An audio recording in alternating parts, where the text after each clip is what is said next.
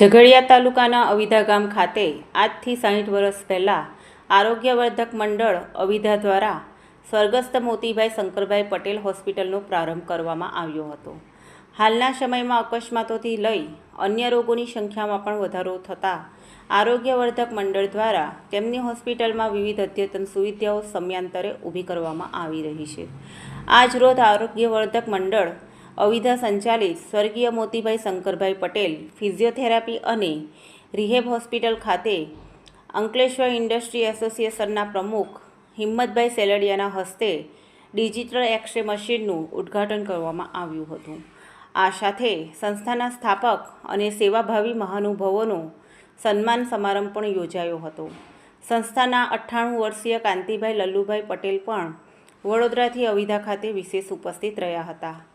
સંસ્થાના પ્રમુખ કિરીટભાઈ બી પટેલ દ્વારા સંસ્થાના 60 વર્ષના કાર્યકાળની માહિતીથી સૌને વાકેફ કર્યા હતા અને તેમના દ્વારા લક્ષ્યમાં લેવાયેલા મહિલાઓ, યુવાનો માટેની વિવિધ યોજનાઓ આવનારા સમયમાં અવિધા ગામ ખાતે ઊભી કરવામાં સૌના સહકારની અપેક્ષા વ્યક્ત કરી હતી.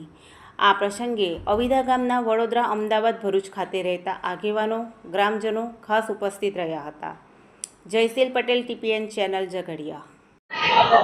નમસ્કાર. અંકલેશ્વર ઉદ્યોગ મંડળ શ્રી હિંમત સેલડિયા આજે અંકલેશ્વરથી અમે અવિધાના આંગણે એક્સ-રે મશીનના ઉદ્ઘાટન પ્રસંગે આવ્યા અને અવિધા ગામની જે મેં વાત સાંભળી હતી અને જે આ જે ગામની સુખાકારી અને જે આ ગામના ગાયકવાડી શિક્ષણની વિશેની આજની જે આ વડીલો પાસેથી સાંભળેલી મેં વાત મને બહુ જ ગમી છે.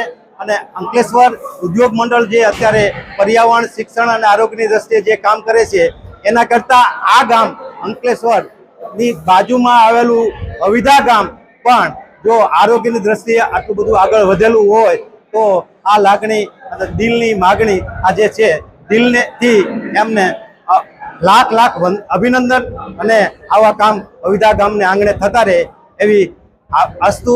આભાર. જય ભારત, જય હિન્દ.